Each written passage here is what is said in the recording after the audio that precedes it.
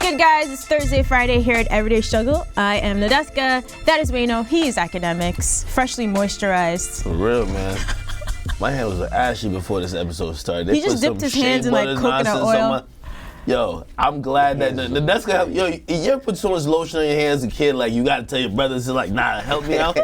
Yo, y'all would have seen my hands so greasy, I would have thought I jumped into a bucket of Popeye's chicken. That shit looked crazy. Duck grease, as Chappelle would say. Duck grease. Have you watched his stand-up yet? I finally watched it last night. I know Wayno's seen it. I watched it twice already. Twice? Yeah, I'll probably watch it again today. The Chappelle joint? Yeah. That shit's hilarious. Oh man, I haven't seen it yet. I know I'm gonna love it because the reviews and the triggering notices from people tells me that's the type of shit. No, absolutely. Triggering notices. Yeah, I like that type of stuff. I'm actually, like just even seeing it because there's a lot of people like reviewing and be like, oh, this shows is falling off. He's using certain jokes that are, obviously triggering certain communities. But I'm surprised that Netflix like basically greenlighted that, because some of these corporations can get really pressured. Yeah. It's really good though. I ain't gonna front. That shit is really good. It's hilarious. Yeah, I also saw the trailer for the new Travis Scott doc too. I'm gonna check that out. It didn't drop yet? It's out. But I mean, you know how when you're scrolling through Netflix, it shows you like the preview? I got you. I was like skimming last night. It's so funny, like Travis Scott, like he's so successful now, but not once like with Meek and he had a doc, I'd be like, damn, like Meek is going through some shit. Like I want to see it documented. Yeah. I don't know what the fuck they're gonna document. Well, it looks like they're gonna talk about the how the auto-tune came about? No, just to come up, and then it looks like the Super Bowl stuff. Kylie? They're gonna Yeah, look, Mom, I can fly. Right. I mean, he's talking about all type. I seen somebody saying like him, they show how he felt like losing the Grammy or whatever, the Cardi, all types of shit. Oh, okay.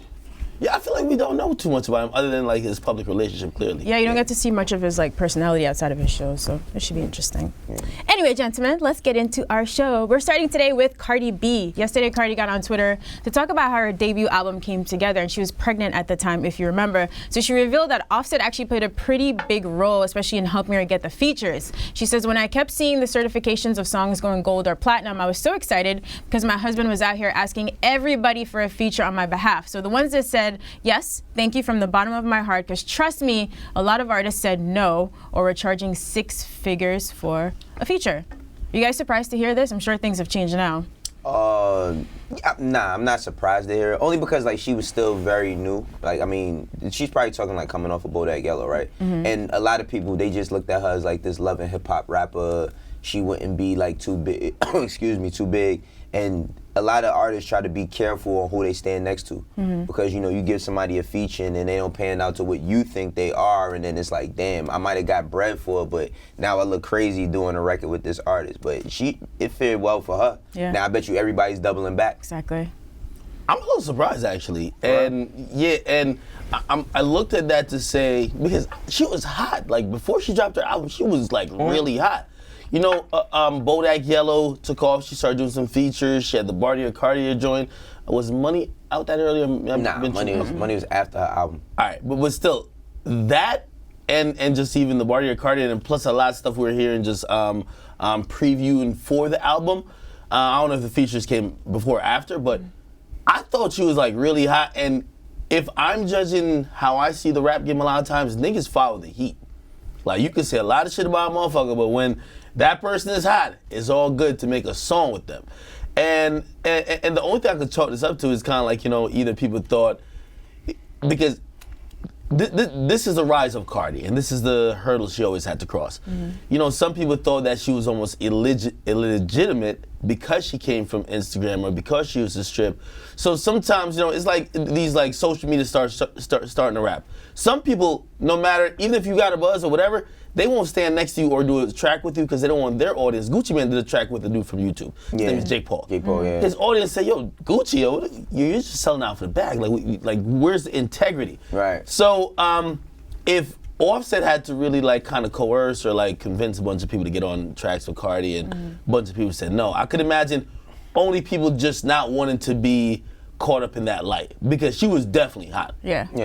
I mean, like when you look at the features that she got, like 21, like it's a lot of people that's around them. 21 mad cool with Offset. Yeah, exactly. I mean, the Migos, of course, like all the people that she did, like they kind of mesh well. I mean, every artist when they first start rocking, they like, oh, I want a feature from them, and then they don't know how the feature game works. Like that shit is like, I always say double dutch, like hesitation. They like, let's see what she do first. You know what I mean, then we'll come back around to it. But by that time, she's one of the biggest artists now, so I'm pretty sure she's curving a lot of people that she asked for. And along with that too, because like I've seen how this shit has been. Like I've seen, you know, artists who are having their moment or they feel hot, and when it's feature time, niggas feel more honored to be on the record. They don't even want to charge like whatever their fee is. Oh, we waive it. Oh, it's cool. Yeah. You know what I mean? Of course, the label gonna do what they do, but oh, we waive that shit. Do you think that's the deal with most of her features now? She probably Absolutely. most of her features, she probably is doing swaps. Like she's probably not like doing features with people that's only going to be for them. It's going to be a mutual thing. And so probably only swaps at this point. It got to be swaps. Like there's, I can't even see even if it's like $500,000. Like I can't see someone just paying Cardi for a feature just try to make their thing go on. Yeah. You know? She's done, I mean, aside from maybe Beyonce, she could. Who hasn't she done a song with? Like big names and shit like that she would really need, or you see her meshing with well. Like there's not too many people. It's funny though, because again, I think we're both sitting here acknowledging that everything has changed for her, and literally it's about a year and some change, but the music business shit changes quickly. I'm pretty sure everybody who turned her down, unless they're just diametrically opposed to her period and don't fuck with her, I'm pretty sure if she went back to them like, yo, let's do a song. But would she? I wonder if she's going back to them. Fuck no. Or she's dubbing all of them I wouldn't forever. go back to I them, would be like, no. I'm good. I'm good petty. for life. I take shit Exactly. personal, so I'm like, that. no, I'm good. Thanks, Yeah, but no fuck. thanks. She may be forgiven. Who knows? Cardi from the Bronx, B, right? forgiven? She's from the Bronx. Who knows? What have you seen? What she said, when you beef with her, you want to beef for what? For life. Right? Like a couple of For months. life. For like Yeah, a couple of yeah, months. no, I think that's kind of like taking shots at them motherfuckers. Yeah, It's just like when an artist get on and be like, yo, I ain't gonna lie, mad labels, I had mad meetings and mad niggas turned me down. Like that's one of those type of things. So I mean, chip on your shoulder, I like it. Though, you know what's crazy with that though? Like a lot of artists don't understand like where a label might be at and what they want, and every label you might not fit on. Like Drake said that Akon had Drake first. Like he could have had like, could we really see Drake on Convict Music? You know what I'm saying? Like it just didn't fit the brand. That'd be a little bit odd. Yeah, exactly. Let's see. Went from Degrassi on Convict Music. Right. Exactly. All right, so speaking of features, I think some of us were a little bit surprised to see Kendrick pop up on New Freezer with Rich the Kid a couple years back. So A$AP Ferg just did an interview with Who Kid where he said that actually the original version of the song featured him and Made in Tokyo, but then obviously there were some changes. Take a look. What the fuck? Yo, like, and Marty friend, shouts to Marty too, Ben, which is also a good friend of mine and producer. I did New Freezer. That was my song. Oh, wow. Ben came through, and we did that song together with me, Rich the Kid, and What? a few other niggas. This nigga wound up playing it, Man in Tokyo. This nigga wound up playing it for fucking, I think, Jaden Smith, Kendrick Lamar, all these other niggas. And Kendrick was like, yo, I'll get on it as long as everybody come off of it. I'm like, cool, as long as the little homie get on. Fuck yeah, yeah. You know what I'm saying? Just a little feature fun fact. Unexpected. Yeah, that's a cool story. I mean, shit like that happens all the time, though. Like, shit like that happens all the time. But that's a cool little story. I'm happy it went that way, though. I mean, like, could you hear New Freezer being any other way than how it went? Hey, listen, artists are like that. And to be honest, love Ferg and everything, but I'm pretty sure the decision wasn't with you like cool. It was like, no, you're off the song, bro. Like it's a wrap. It's over. No, I know a bunch of artists like little quick story of I was about to do like, you know, I was kind of like, I'm cool with a lot of like newer rappers. I was about to do like a compilation tape kind of really, right? And I was hitting up some like, because I just wanted to do it really generic. I was hitting up a lot of people I was cool with. I'm like, yo, y'all wanna, you know, give me a song or give me a verse, whatever. And I remember, you know, God rest his dead, I love him so much, you know, anniversary of his death just passed recently, but XXXTentacion, I was like, yo, bro, niggas know we fuck with each other, like, you gotta give me a verse. The first thing he said, I'm not gonna be on no track with none of these other niggas. Straight up. You say you can have all of them, or you can have me. And then it's like, okay, I'll just take the person who's the hottest in the room. I'm sorry. Hey, man, that's how it goes sometimes. It worked out. This situation worked out for Rich the Kid. Like I've always, you know, I give Rich the Kid, you know, other than French Montana, I give Rich the Kid the like award for being the most. He's like a social climber, but like he networks so well. He's probably the best, like A&R that will probably call and get people on a record that may not even know or fuck with each other, other than Khaled. So the mere fact that this particular song was like being played in circles with Jaden Smith and Kendrick Lamar shows you how much rich the kid is fucking. He's a fucking hustler. Like, that's what I say about him. Like, you can say a lot of shit about him, but he get the job done. True. I mean, like, he does get the job done. But I'm happy that New Freezer went the way it went. Cause have you ever seen that though? Like where you know, whether it's an artist manager or whatever. And yeah, absolutely. And somebody be like, yo, yeah, if I do it, that other nigga you doing, he got to get off the record. Absolutely. So people still get hurt feelings over that at this point, or is it just whatever? I mean, it's really particular. I ain't gonna speak on situation I had with that, but like it's really it's really particular to who it's coming from. Like some people just respect it. Like, all right, I'll come off the record if it's a bigger name or it's a better look for that artist. But some people do like get offended by that shit. Is it always public though? Because I know, like, so say the conversation I had with X, right? Like, they would have never known unless I went back to tell them, like, yo, remember I asked having some shit? Never mind. Never, like, they would have never known. I could just be like, oh, yo, I just went with this version. Like, just like I feel like how Rick Ross is doing with like the Pusha T and Wayne shit. Like, he got both of them clear, but I'm pretty sure somebody nudged him like, bro, you know, we trying to establish a working relationship here. You do this particular verse or track like this, both of them going at each other, it might hurt some things. Well, and he make a decision. There's one story. So when I was working with Rockefeller, when I worked with the Young Guns, Scott Storch did a record called Never Take Me Alive. It was for Blueprint 2, and it was Jay-Z and Young Chris, but Jay never used it on his album. And we needed a Jay feature for the album, so he was like, yo, y'all could just have that, and then Neef got on it. But when Scott Storch found out that he wasn't using this shit, he was hot. He was hot about that shit. Like, he was calling the office crazy, like, just complaining because he gave the beat to Jay thinking that shit gonna go on Jay album. Oh. You know what I mean? And then we end up using it for the Young Guns album. So it's like, nigga, I gave that shit to you. Like, you go give it to your artist. Like, he was hot about that shit. Like, he was really hot about that shit. Nah, I agree with that, but I think people forget in this equation that the producers be getting, they get the shit a lot. Yeah. Yo, oh, you're telling me Drake needs a beat pack? Okay, here's the best beats I got in the world. Right. Wait, Drake not using it, but he's giving to Roy Woods. Like, huh? Right. Yeah, now, you know, it might be a little bit different. Absolutely, so, absolutely. You know? Every once in a while, they just put out both versions. I think this happened with this project Ferg just dropped. One of the songs, I can't remember the name right now. There's like, is it one with City Girls? Wigs on the Floor. And then there's another one, I'm blanking right now. But yeah, politics sometimes gets in the way. So maybe one ends up on the official project and one just is still streaming but not on the project. Yeah. Politics, it happens. Last question before I move on. I gotta catch out. I gotta make sure I get this on record. What? Let's say we believe Ferg, and I don't think there's no reason not to believe him. Do you feel that it's Kendrick that says that? People around Kendrick, and is that an ego play? Is that an ego play? I'm Kendrick Lamar. I'm not rapping with Made in Tokyo. I'm sorry. I'm not rapping with Made in Tokyo, bro. I'm Kendrick Lamar. Do you think that's an ego play? Do you think that's him? It could be other people around him, right? How do y'all feel about that?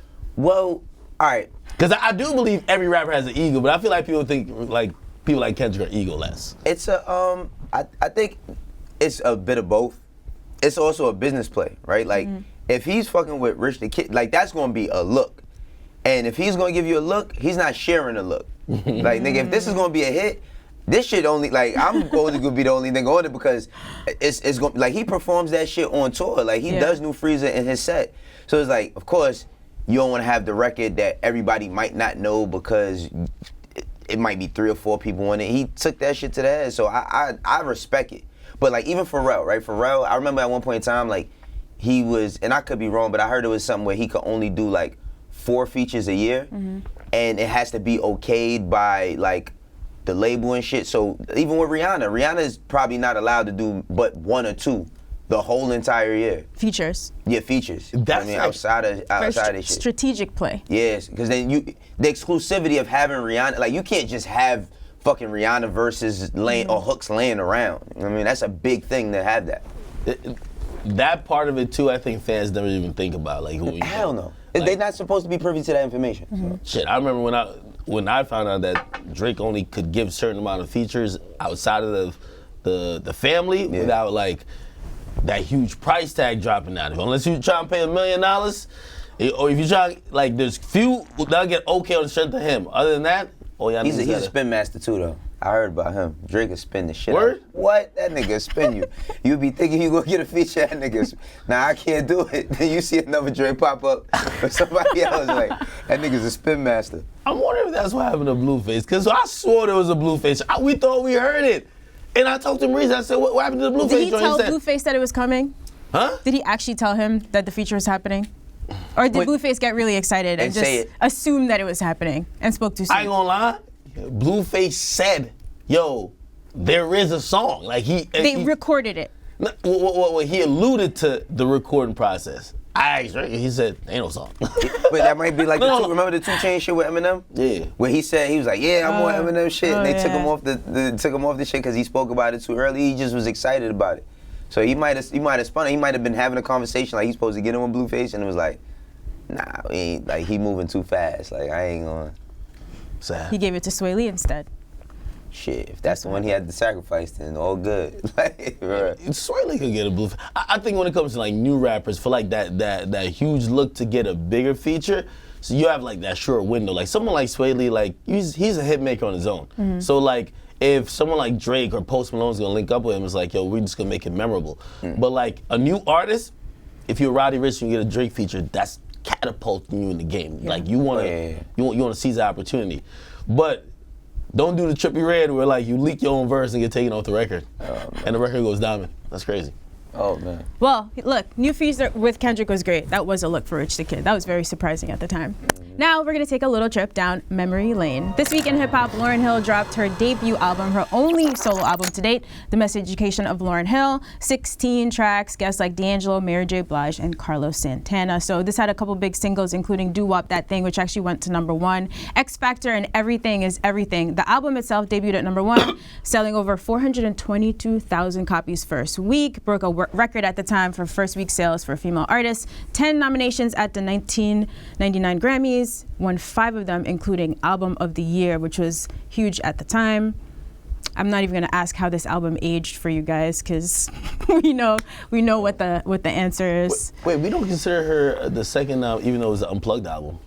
Yeah, no, we don't consider that. That shit's fire. Nah, that shit is fire. That but shit's we don't fire. consider Bro. that Mistakes, an no. album. I be listening to that in the car. Anytime I feel like I'm about to, like, this is a very bad confession, but anytime I feel I'm a little sleepy when I'm driving, I put the album on. It feels like someone's talking to me, talking to my soul. Oh, that's interesting. It's facts. Facts. But yeah. No, this particular album. Were you listening to this when it dropped, or was this an album that you listened to later? Nah, I wasn't. When did this drop? 1999, Hell no. 1988. I didn't even get to America yet. I was in Jamaica, like, still, like, running around barefoot, like, kicking a football. Like, I'm straight. But no, when I got here, like, this is one of those albums that I don't think you have to be there when it first came out. I think it's just impactful overall. Some of these songs are just, like, classic songs.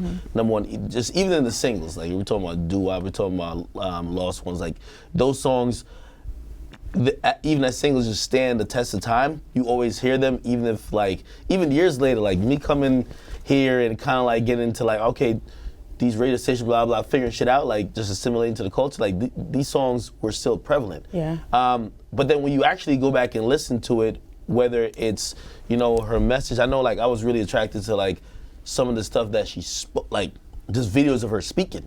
And I would go more into like listening to the whole album, and I just felt like she was spitting game all over the shit. So like, yeah, this joint, when I heard it, what I could compare it to was like how I felt when I listened to Reasonable Doubt from Jay, in terms of like mad game. Just, you know, just someone who, it wasn't just about making a catchy song or just kind of saying what was cool. It was someone who was giving you game and the shit would sound amazing. Let me tell y'all something that might be a little surprising with this album. When this album came out, I didn't like it. But I'm gonna tell you why. When this album came out, I was 16, right? So I was 15. So all I was listening to every day was DMX. Mom, you know, I swear to God, like, I was listening to fucking DMX, because this is the same year DMX album came out, I think, right? Dark and Hell is Hot. But with this album, my mom played this shit. My mom must have been going through something at that time. Cause when I tell you my mother played this fucking album every single day. She was running to ain't shit niggas, man. Absolutely. No, absolutely. And she played it every single, and another thing, I didn't understand it. Like, you know, I mean, I understood like music and I liked music, but the context of what she was talking about at this time, me being a 15-year-old kid, being outside in the street every day, I wasn't like really checking for this. When I got older, I started to understand what she was talking about, and going through things kind of helps you with that. But it's a classic. I love this album now, but when this first came out, I didn't like this album. Like, I mean, it was cool. No, we were all pretty young. I remember the singles at the time. The videos Yeah. were cool, but you're right. Like the content, what she was actually saying, Yeah, I it's didn't like you know what knew she the was talking words, about. but still weren't like thinking about it like that till a few years later. Hell no, I'm 15 years old. I'm not thinking about, like, I'm listening to how it's going down. Like, I'm not listening to this. But, I mean, every day. What's crazy is like, how hearing it every day, like, kind of, because I know every single song, like, off of it, but that's because my mom was drilling that shit every day. That and I forgot which Erykah Badu album came out around the same time, but my mom was playing that shit every single day. Did your mom ever get a chance to see her live?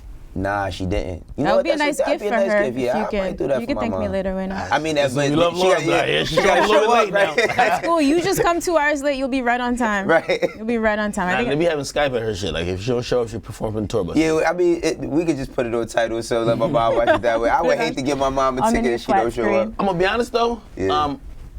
Again, just with my experience, my life experience, and my music experience, honestly, this would probably be my top 15 albums of all time. 1-5, you said? No, top 15, yeah. 15. Like this album means a lot to me when in terms of like just not listening to music, but just listen to. I feel like she was kicking ideology through that shit. Yo, I mean, she was she so far ahead. Yeah, she was connecting. She was connecting with you on a level, and of course, musically sound great. But some of the stuff that she was like, it didn't sound preachy at all. But this shit, like, I know I thought about things differently, and I used lines and just how she broke shit down to kind of look at the world a little bit different. And it's not many albums that, even if we give them classic status or classic regard, we don't feel that way about. So this is one of my favorite albums of all time. And I mean, just the influence this album has, like with this album, with this one album, right? Just one album. That's what kind of like Nicki always says, like this was one of the most important albums in her life. So this births of Nicki, this births Rhapsody, like so many different like dope female artists was able to see what she did with singing and rapping and like just take it as far as they could go. You know, so this has a lot of influence as well in the game. Yeah, like Rhapsody, like even if you listen to her last project, the one that just came out, you hear, and you know, I've been watching her press run, even though she came here, she answered everything we asked her, but her other press stops, like she really harkens and draws on Lauryn Hill, and really this album, like you could see the inspiration in the content and even core of the message of what she's talking about. So, you know, that's one of the reasons her album is one of the best this year, at least for me. Absolutely. But like that type of message and, you know, really disguising all that with great music, Lauryn Hill mastered on this project. Right. Yeah, I hope we'll look back at Rhapsody's album, you know, the same way 10, 20 years down the line. Yeah. This week in hip hop, Left Turn. August 30th, 2015 at the VMAs. So this is the year Kanye was awarded his Video Vanguard Award. And also, most importantly, he gave that crazy 11-minute acceptance speech. So I remember being backstage for this. Production was not amused. So he talked about his Taylor Swift incident a few years earlier, admitted to smoking weed earlier in the day, and then of course capped off the speech by declaring that he was going to run for president in 2020. Did you guys think he might really do it at the time? I didn't. But like, you know what's crazy? What year was this? 15? It's crazy how fast 2020 is approached. Yeah. Like you think about 2020 and it's like, that shit seems eons away, and 2020 is only 4 months away from us, right? I didn't take it serious at all, but after seeing all this Trump shit and everything going on, I wouldn't be surprised if he tried to make a run at it, right? Like, but it seems like the most craziest thing on the planet, but not really. Because for Donald Trump to be president, Exactly. like, who's to say that Kanye couldn't possibly run? Which I don't think he will end up being president, but I could see him running. Same. Honestly, it would shock me if I am a betting man. You know, I go to Atlantic City, love me some Vegas. What you play? Listen, I'm a blackjack person. All right. I'm a roulette guy. I fuck with roulette too, but blackjacks, I like making the decisions. I don't like just relying on that wheel. But still, like me, I play the odds. Also, I graduated a biomath degree, so like I look in the odds a lot. I would almost think the odds got to be at least 80% to 100% that either Kanye or Kim runs for some type of office. Right. I'm seeing them set it up. And it might not be the highest office in the land, which is the presidency, but the Terminator was governor up in California. They both live in Calabasas. You tell me, I know Kim's like history is very colored, but Didn't she just get a degree? What kind of degree was that? Was it I law? think that might have been criminal justice or Was it some law type of degree? something with law. You know, they're calling everything law degree. When you think about law degree, that's a JD. When we're thinking about in terms of becoming an actual lawyer, Yeah. you can get a criminal justice degree. That takes some time, right? Well, a criminal justice degree is a law degree, but it's not the whole process of being a lawyer. Yeah. Right. You get me? Just being educated in criminal justice So system. you got to pass all them bars and all that. Yeah, the bars Exactly. are intense. You go to a lawyer. That's no joke. So I think Kim K is a little bit more diligent on it, but I think she might run for the president, the governor of California. Do I think that her and Kanye will, of course, be in sync with that? Yeah. Or I also see Kanye being maybe, if we're going to think about presidency or some other office, like a vice president, VP. You know? Again, what the fuck does Joe Biden do? Or what did he do? And what the fuck does Pence do? I don't know. I don't see them motherfuckers. So to have maybe somebody who Yeah, can yeah, at but if least... the president died, that person is going to become the leader of the free world. You're right, but when you voting for Barack, are you really thinking about Biden? Nobody be thinking about him. When you put it in that terms, Yeah. and maybe of course that's the way that any presidential candidate. Well, When they're thinking of it, I think like you want to choose someone that's also not threatening, who's not going to try to run against you kind of soon. But yeah, if that person dies, you got to think about that. Nobody with a paparazzi. Let's keep it true. You know what's great? I mean, the thing about politics and everything is like, I always think, I'm not that far removed from moving out of the hood, so I always just think about like how the hood is affected, and like the presidency doesn't really have like a hold on that. Like it's your local politicians, your councilmen, all of that. And I wish like more people in the hood would get that type of information, because I've gone to a couple of like events like talking about the legalization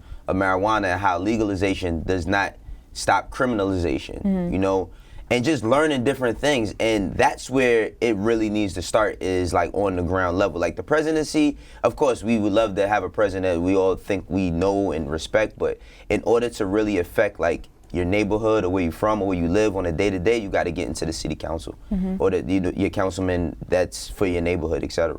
So, I mean, I definitely agree with you. I think that she would definitely try to run for, you know, something in where they're at in Cali. And honestly, the only reason why I kind of stopped short of the presidency, make no mistake about showing people, whatever you might think about him, running a presidential campaign, especially when you're not already like, oh, you were the senator here, the rep, the House rep for this district, or you were the governor here, is that you need a shit ton of money. You got to raise a shit ton of money. Yeah. And for Trump, fortunately, he was able to do it. But like for like Kanye and Kim, I know we say they do have money, but that's a different type of money. Yeah. That's a different type Yo, of money. Trump breaks so much rules when it comes to money. It's like, yo, it's crazy. It's like, show us this. Nah. Like, Nope, not tell us doing about it. that. Nah. Like, but everybody had to do it. Not me. Like, I'm not doing that Yeah, shit. we're gonna Like, disclose it. Right. But again, I don't know if they're that crafty. And again, if I seen Kanye a little bit more diligent, like Kim seems like she could be a good fundraiser. Kanye would spend all the money on something random and then complain about being yo, dead. if Sarah Palin was like really on some legit shit, people were thinking about her to become like VP. You get me? Or like possibly even a presidential candidate. That was Wild, what a circus that was. That was wild. She yo. the chick who said when she broke come the shit outside on her hand. When she came outside her crib, she just look at Russia. You feel me? Like she live in Alaska or something like that. If she was and she ran a campaign that people thought she could win, that's when people just thought just being different from being either a male or white, because I think they seen Barack could work. If that happened, we could get a Kim K. Yo, I'm not gonna lie, yo, like for Kim K, her being the celebrity and everything, and people who they know her for on the surface level, she has done a lot of work in the past year to kind of change the narrative of who she is, and like people can't like let that go unnoticed. Like for all of the bullshit with the show and Kanye and his antics, yo, she really did some real work over the past year. No, I agree. I agree. And honestly, like, if you look at Kim K, a chick who used to, at least just her personal brand, she broke the internet every couple of months with like almost damn near naked picture. For her to kind of revigorate her brand around, all right, I'm gonna fuck y'all up, but I'm gonna fuck y'all up with some power moves in terms of I'm gonna lobby for this person to be freed. I'm gonna do this. It's really surprising. Even though if she ever ran for one of these offices, that shit gonna happen like Summer Jam. Somebody exposing her and Ray J on the big screen. Trust me. For real, you gotta get petty like that. If you run against Kim K, you gotta bring that back. Yeah, but doesn't matter at this point. It's been exposed. It's been exposed. Everyone already knows. You guys are right though. Let's see if she does it. Right. It might be her, not Kanye. By the way, also I think it's the same VMAs where Nicki had her Miley "What's Good" moment. It's like the last eventful year at the VMAs. It's true. She's like, "What's good?" I'm still waiting for the Cardi "What's Good" line. You got to stop, man. What's the problem? It's like everybody keeping the same energy with everybody. Molly looked so shook though. She looked like she saw a ghost.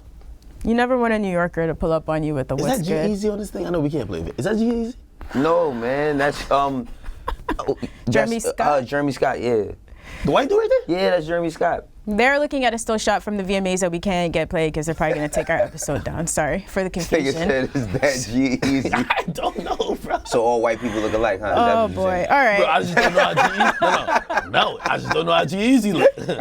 Yikes. All right, today's Heat Check artist is Doja Cat. She's 23 years old. She's from LA. She's had a couple of projects out, including Purr, which came out back in 2014, and her debut album, Amala, which dropped in 2018. Most of you guys probably know her for her viral hit, Moo, which came out in 2018. Over 53 million views on YouTube. She had a couple other big records, including So High and Tia Tamara, which I like, Go to Town, and Juicy. Signed with RCA Records. Says she's influenced by people like Erykah Badu, Pharrell, Party Next Door. How do you guys feel about Doja Cat? I fuck with her just because of how she's attained success. I think she's just a weirdo, and you know, for a female, these days we're seeing the mold being broken and really just kind of like almost completely shattered in terms of how, if you're a female, how you can get on. You know, a lot like I want to say about 10 years ago, you would expect women to just completely come out here, their music and content about, yo, how they could please men, or very sexually provocative messages, or, yo, hey, look at me, I'm naked, I'm objectifying me. I think you know, you're getting a much more mixed bag these days, and Doja Cat's one of those people where like honestly, when I see her most of the time, like, she just seems weird, but like, she puts out some stuff that are catchy. Mm-hmm. You know, like the music I do like from her, they're very catchy, where like you might see it and be like, yo, what the fuck is this? And then you realize you're like humming it later on. Yeah, like the Tia Tamara one was super catchy. Exactly. You know, the mood joint, I looked at it, I'm like, yo, what the fuck is this? But then you realize it's kind of catchy. So, you know, watching her like come up through the game, I'm rooting for her because I like when people take non-traditional routes to get success. Mm. So Doja Cat, right? Wait, I've been bumping her music heavy. No, I haven't. I'm not gonna sit here and act like I have. Nah, but yeah, she's figured out, like, what I will say is, like, she's figured out, like, cause she's been signed since 2014. She's been putting music out. Was she signed since 2014? It says she was signed to RCA since 2014, and she's been putting music out, right? Like, she's been putting music out, but I think she's figured out, like, a way to kind of trick the matrix as far as the music industry on the viral tip. Because, like, everything she does, like, garners so much attention.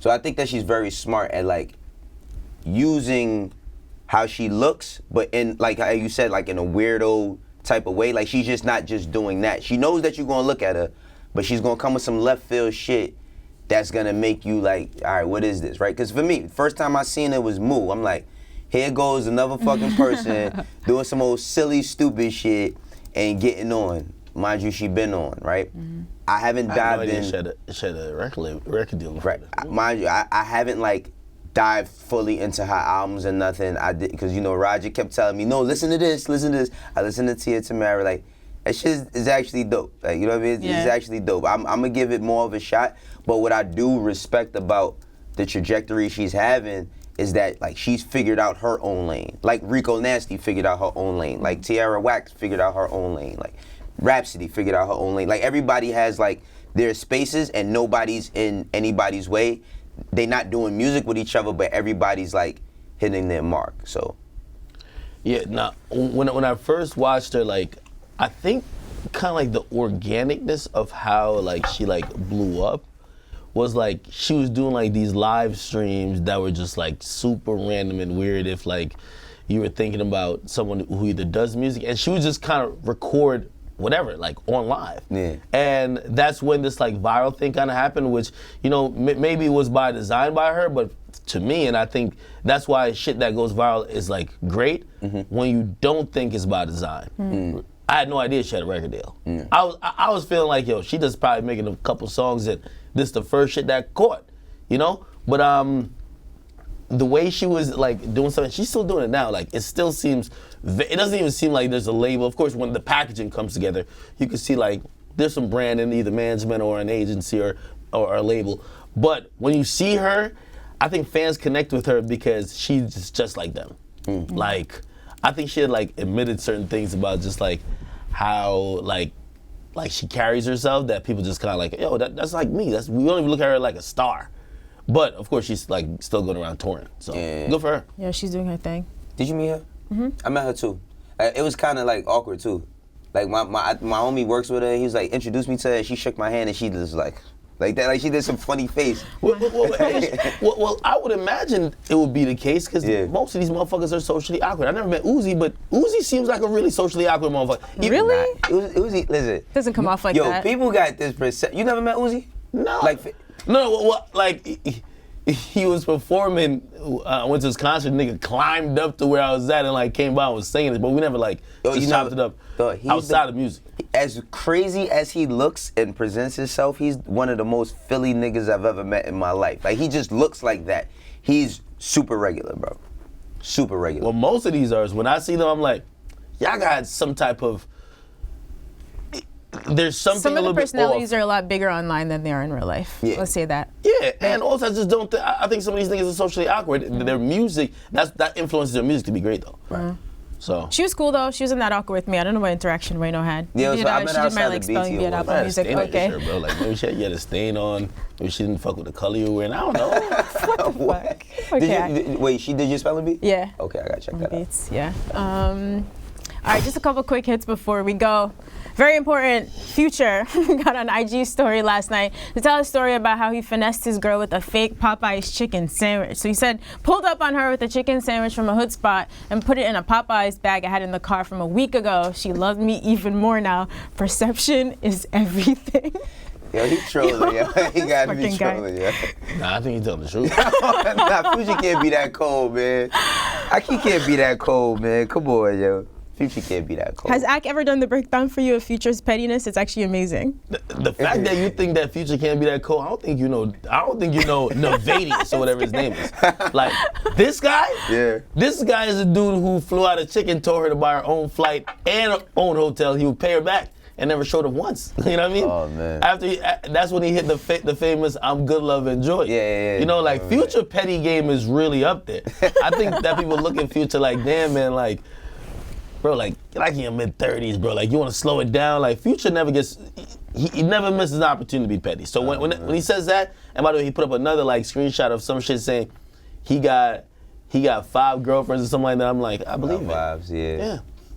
Future got 10 baby mamas. Come on now. All right. Nigga gotta be petty. And plus, that nigga still taking shots at Ciara. Ciara been moved on, happy. Like, she found a good man. She got, like, you know, like, this nigga still taking shots. Future petty. Oh, man. All right, so Lil Wayne did an interview recently with a radio station down in New Orleans and said his album Funeral is done. So this was with Q93 in New Orleans. So he teased his project back in 2016, but we didn't really get any details. But he says it might come before the end of the year, which is a bit surprising. Shit. Excited I'm for you, it. man. I'm for it, as long as it's new records. You know what I mean? Like, I'm for it. I'm 100% for this, and I'm glad that he could now accurately predict when his music's coming out rather than just saying fuck someone and just walking off stage. But I'm not too sure what the whole vibe of this funeral theme is. I do think it means something to him. He's had that name and mentioned it for years. That's why we were excited when we heard more rumblings about it. But I don't think it's a reason why this not the Carter 6. You get me? It's a reason why, just like if you listen to Rebirth or I'm Not a Human, those particular projects were much different in the approach, in the sound, and even just where the majority of music was concentrated when you just think about in comparison to like the Carter series, yeah, I think there's gonna be some other shit. I'm excited to hear. But it could be, like, I think he calls his album that he's experimenting with. He takes it off of the Carter series and names it something else because we're gonna walk into that shit expecting Carter 3 again. Yeah, I'm cool on the Carters. Like, if he just stops it at 5, that'd be cool. You don't think so? I don't care. I just feel like I feel like 5 is a good number. Like, don't go to 6 and 7 and 8 and 9 and 10. And y'all talking about weird. This thing is weird, like, and weird in a good way in terms of like music. Like, this nigga just want to play. Remember that whole year he played guitar? Yeah. Like, I He only year, play like 2 strings though. he only played 2 chords. Was that Rebirth, right? Yeah, I think I saw but that. again, by the way, he made one of the greatest songs like in that mix too. But you know, like for him to just like follow passions like that and just go make a whole album of it, like you gotta commend that. So. All right. Was people slept on remember How to Love? I love How to Love. How to Love. No, that shit wasn't trash. You ain't like How to Love? Mr. singing the fucking shower love song, nigga. Wayne ain't the best singing. Wayne's best How to Love was fire though. His best singing song is Pussy Money Weed, man. Everybody know that. Y'all niggas know about Wayne? Come on now. How to Love was fire. Pussy Money Weed, PMW. All right, in closing, you think another Eminem album is coming, anyone? So he got on Twitter yesterday to tweet out, people think they want this problem till they get it. So some people think he might be taking some shots, or a surprise album could be on. What are you laughing at? A surprise album could be on the way? No? Album? All right. Yo, this one of them tweets that you were tweeting and you had low Wi-Fi and it didn't go all the way out, so it got saved in your draft. And this shit came out months later. This shit was probably for MGK back then. You know what I mean? Like, that's what he meant to tweet, yo. This shit got saved in his drafts. He probably accidentally tweeted. Nobody, who's thinking about the smoke from Eminem right now? Like, think about it. Which rapper is going in a booth like, yo, I think I want the smoke from Eminem? No, like, we get it. You did your thing. You and MGK, but I don't think no one currently is up for the smoke from Eminem. Unless I'm wrong. Like, tell me, who y'all think? I have no comment on this.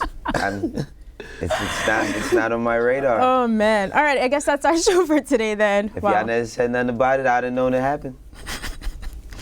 Hey, guys. It was stuck in the tweet drive shit. Trust me, I've tweeted some shit out for like months ago. Like, really? Oh shit, because I go to clear it out and then you accidentally tweet it. Oh, you say, oh shit, I never tweeted this. This was kind of fire. No. Sometimes when you're hitting the delete thing, like the tweeted version is like mad near to it. So I don't think Nothing's worse than tweeting a DM. Oh, huh? You did that? Yeah, you've tweeted a DM before. I've tweeted a DM before. What, in like the share button, accidentally tweeting? I don't even know. They're like by mistake. I've seen rappers do where they just like either tweet out their number or it's like a house address. Oh. Yeah. Yikes. But still, nothing is worse than responding with your fake account. Ask KD. Good Oh, okay, Ask yeah. KD. Yeah, you're right. Oh, You're man, right. KD's cool. Look, guys, it's a holiday weekend. It is a Labor Day weekend, so we're off Monday. I hope you guys have an amazing long weekend. We're definitely excited to sleep a little bit. So we'll see you guys back here normal time on Tuesday. Wait, hold on. I was gonna say, still talking about Caribbeans, man. Y'all ain't gonna just let that go. Listen, all my Jamaicans, my Haitians, Puerto Ricans, Trinidadians, Grenadians. of course my Bajans, Grenadians. Listen, man, everybody in the Caribbean, when it comes to at least Labor Day weekend in New York, you know, the Caribbeans, they show out. And I'm Caribbean, so we gotta hold it down. So we just gonna let that go. What you are. Oh, my Dominicans too. Y'all too, damn. What? Wait, no, you don't like nobody if they don't come from Harlem. So What are you just talking stay about? away. My family's from Montserrat. What are you talking about? Yeah, Bad Bunny on repeat for whoever likes their music. But still, reggae all week. You're fan from Montserrat? I think you Yes. guys could cut the lights now. Yeah, we can You cut could the fade lights. out one more time.